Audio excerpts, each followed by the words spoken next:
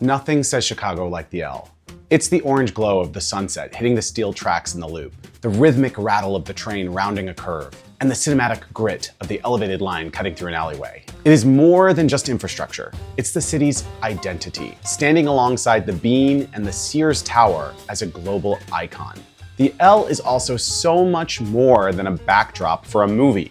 It's the crown jewel of Chicago's transit system, and really, of transit in the Midwest. It moves 500,000 people a day. Outside New York, it's arguably the best metro system in the US and the only other US metro system with 24-hour lines. But 6 months ago, the L's future as transit, not just iconography, was seriously imperiled. Still recovering from the pandemic, the system was facing a $700 million budget gap that would have meant slashing service and even entire lines without new funding. Had those cuts been made, the system would have entered a death spiral. Even before the funding challenge, the system has been plagued with slow zones, ghost trains, accessibility challenges, and high-profile violent crimes for years. But today, the outlook of the L has never been brighter. That's because in October 2025, the Illinois legislature finally stepped up. Not only did they fill the impending funding gap, they provided $1.5 billion in new annual funding and created an agency to coordinate transit across the Chicagoland area, the Northern Illinois Transit Authority. This legislation is an indication of a major shift in how lawmakers are thinking about transit, from a legacy system that needs to be maintained as it slowly dies, to a critical piece of social and economic infrastructure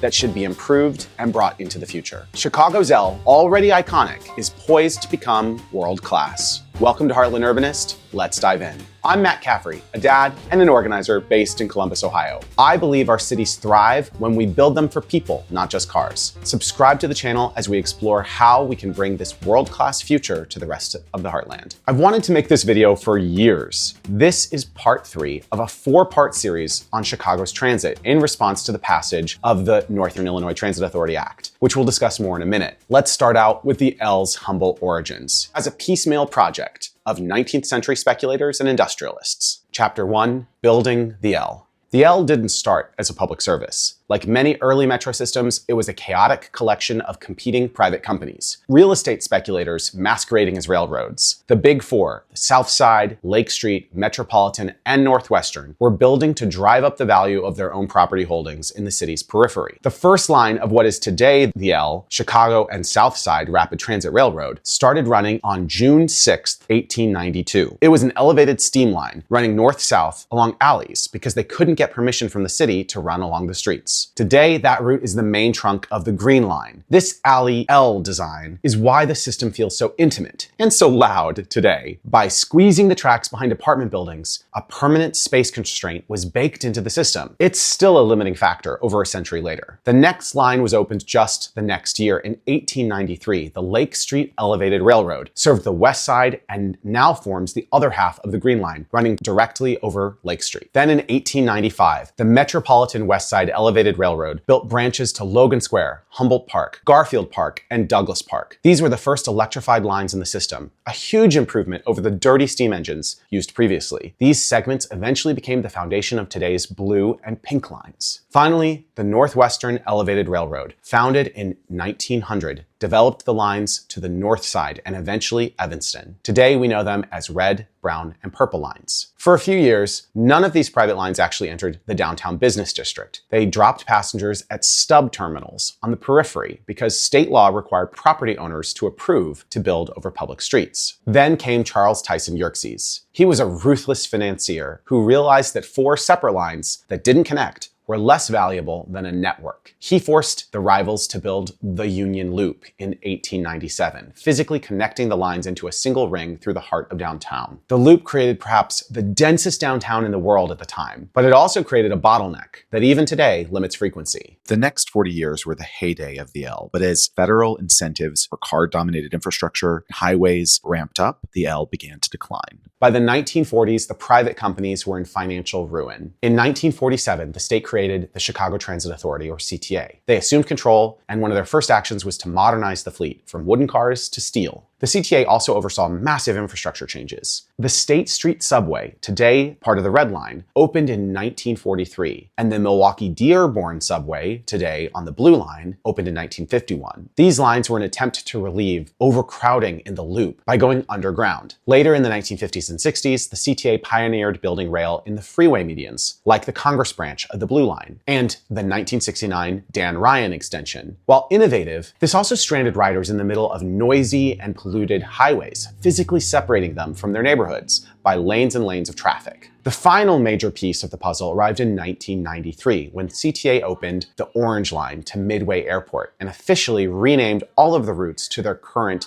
color-coded designations. But not every line survived this modernization. As the CTA focused on efficiency and as the city prioritized the construction of expressways, several branches were shuttered and demolished. The Stockyards and Humboldt Park branches were economic anchors. When they were torn down, mostly to make room for cars, entire neighborhoods were effectively cut off. Other losses included the Kenwood branch on the lakefront, the Westchester branch in the suburbs, and the Garfield Park branch, which was replaced by the Eisenhower Expressway. And then there was the Jackson Park branch, the east end of the Green Line. It was demolished as late as 1997, following years of disinvestment and structural neglect. It remains a particularly painful example of how transit infrastructure was allowed to wither away in the late 20th century. These are Chicago's ghost lines. Some neighborhoods, particularly Black and brown communities, still feel their loss. That more or less brings us to the modern era. So what is the system like today? Chapter 2, the L today. The L is the nation's second largest transportation system, a critical lifeline for millions and the backbone of the city's economy and of its residents' daily lives. It's made up of 8 lines: red, blue, brown, green, orange, pink, purple, and yellow. It covers over 224 miles of track, serving 146 stations throughout Chicago and 35 surrounding suburbs. The CTA manages a fleet of roughly 1,500 rail cars that make over 2,300 trips every single day. The red and blue lines are 2 of the few rail lines on Earth to offer 24/7 service. But the last few years have been a period of recovery and uncertainty. Ridership, reaching approximately 127 million boardings in 2024, is still down over 20% from 2019. But the system has also been facing a few other profound challenges. The first is ghost trains. Because of a massive operator shortage, apps and the station trackers would show a train arriving in 2 minutes, and then it would just vanish. It may have been scheduled, but didn't run because they didn't have anyone to operate it. People were stranded in the dark, in the cold, and were losing trust in the system in real time. Second, the slow zones. Because maintenance had been deferred for decades, the tracks were literally crumbling in places. On the Blue Line to O'Hare, there were stretches where the train had to crawl at 10 miles per hour just to stay on the rails. There were also a few high-profile violent crimes. Declining ridership meant fewer witnesses. While the L is still safe, local media magnified these incidents, further suppressing ridership. And hovering all of it was the fiscal cliff. Until now, Illinois law had required transit agencies to fund 50% of their operations through ticket sales. When ridership didn't come back to 100% after COVID, the math just wasn't adding up. Chicago was staring down a future of 40% service cuts, which would have thrown the L into a death spiral that would have robbed Chicago not just of critical infrastructure that millions depend on, but also of its identity. Chapter 3, Bridge to the Future. But in the early morning hours of October 31st,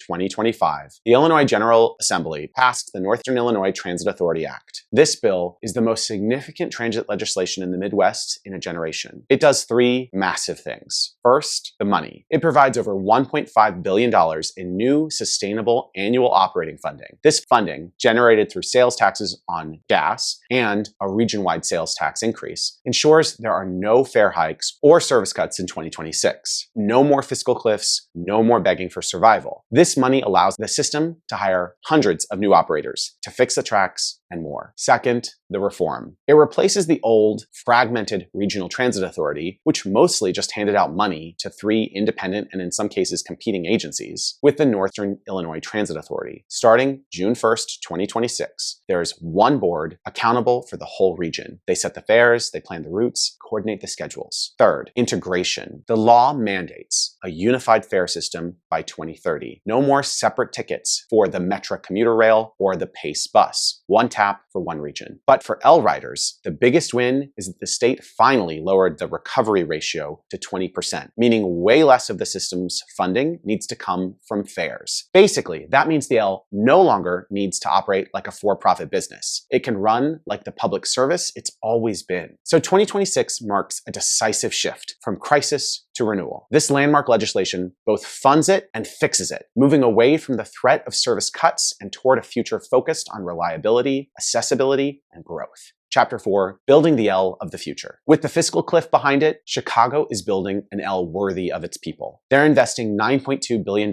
over a 5-year period. These plans predate the NITA legislation, but its passage ensures they can move forward. From extending the Red Line to the city's southern limits, to making every single station accessible, the Chicago L is undergoing its most significant transformation in a generation. The most significant project currently underway is the Red Line Extension, or RLE. For over 50 years, the Red Line has stopped 5 miles short of the city's southern border, leaving the far south side residents with some of the longest commutes in the region. That is finally changing. This 5.6-mile extension will run from the existing 95th Dan Ryan Terminal down to 130th Street. The route includes 4 new fully accessible stations near 103rd, 111th, Michigan Avenue, and 130th Street. Commuters traveling from the new 130th Street terminal to downtown will see their travel times slashed by up to a half hour. The plan for a new 130th Street station was recently relocated further south into the Altgeld Gardens neighborhood to provide direct access to thousands of residents who were previously transit isolated. Construction began in late 2024 and will ramp up through 2029. The RLE is the single largest investment in CTA history for the South Side, designed to reverse decades of disinvestment in a storied Black community. While the South Side expands, the North Side is being totally rebuilt. The Red and Purple Modernization, or RPM program, is a multi-stage project to increase capacity and speed on the system's busiest corridors. Phase 1 has nearly wrapped up. It includes the recent total reconstruction of the Lawrence, Argyle, Berwyn, and Bryn Mawr stations. These century-old stations have been replaced with modern, fully accessible hubs with wider platforms and better lighting. A major engineering highlight of this phase was the construction of the Flying Junction north of Belmont Station, finished in 2021. By creating a bypass that allows Brown Line trains to cross over Red and Purple Line tracks, the CTA has eliminated a massive bottleneck, allowing for more frequent trains and fewer delays. We're also seeing the 7000 series cars take over the fleet. These aren't just prettier, more modern, they are the key to a world-class system. That's because they're designed for CBTC, communications-based train control. Right now, most of the L uses technology that Xerxes would have recognized. It's fixed block signaling. But CBTC uses radio signals to let trains talk to each other. It allows them to shrink the gap between trains, and with the trains ready, each line will be gradually transitioned to this new signaling system, starting with Red and Purple. Imagine a world where the Blue Line or the Red Line runs every 2 or 3 minutes during rush hour. No more crowded platforms, no more checking your phone, just walk up and ride. That is the world-class system that NITA is working toward. Next, they're getting serious about accessibility on the L. Currently, about 75% of L stations are fully accessible, but the agency's All Stations Accessibility Program, ASAP, aims to reach 100% in 12 years. The 2026 budget allocates nearly $250 million specifically for station accessibility. Major projects currently in the works include making the Clyburn Red, Cicero and Austin Blue, and Oak Park and Ridgeland Green stations fully ADA compliant. The recent reopening of the Damon Green Line station, which restored service to a West Side neighborhood that had been without a station since 1948, and a massive system-wide elevator and escalator replacement program to ensure that once stations are accessible, they stay that way. Next may be the most photogenic project. The iconic State and Lake Station, one of the system's busiest transfer points, is undergoing a $444 million complete reconstruction. Demolition began in early 2026 to make way for a gleaming new station with a continuous glass canopy, a pedestrian flyover bridge, and much wider platforms. Meanwhile, work continues on the Blue Line Forest Park branch modernization. Large sections of this branch were plagued by slow zones, where trains had to crawl due to deteriorating tracks. The CTA is systematically rebuilding the track and power infrastructure from the Illinois Medical District out to Forest Park to restore high-speed service and modernize stations like Racine. But it's not all about concrete, steel, and glass. The 2026 plan includes major boosts to daily service. For the first time, Orange Line service to Midway Airport is planned to be expanded to 24/7 operations, matching the red and blue lines. This would be a major boon for airport workers and travelers alike. CTA is also increasing deep cleanings of stations by 50% and piloting midline railcar cleaning to ensure trains stay fresh throughout the day. And they're addressing safety too. A new program is deploying trained, unarmed ambassadors to de-escalate crises and assist riders, providing a more visible and helpful presence on the platforms. It's an approach that's worked well in cities like Minneapolis. These plans are exciting, but it's the shift in mindset that I really love. Chicago no longer sees transit as a relic of the past that needs to be managed through slow decline. Instead, they're investing in critical infrastructure that provides public service to all. There are still immense challenges, including a massive $20 billion maintenance backlog, but the future of the L looks brighter than it has in decades. Take action. So why does this matter to a dad in Columbus or a student in Indianapolis? Well, because Chicago shows us what's possible in the Midwest, and that transit is a smart investment in the future of the Heartland. I want my kids to grow up in a Midwest where world-class transit is a normal part of life, not some far-off aspiration. Chicago is proving that the L isn't a museum piece. It's the future of the city, and the rest of the Heartland is paying attention. The L is iconic because of its history, but it will be world-class because of the choices of the people of Chicago. If you're in Chicago, the fight isn't over. Push NITA to deliver on frequency, integration, and coverage. Join the Active Transportation Alliance or Better Streets Chicago. And if you're elsewhere in the Midwest, get involved in your area and remind them of what's possible. So what do you think? Are you ready for the L of the future? Could it be better? Let me know in the comments. And if you enjoyed this deep dive into Chicago's L, please share it with someone who cares about Midwestern cities. Heartland Urbanist is available ad-free on urbanists.video, a great open source community. Go check it out. Thanks for watching and see you next time.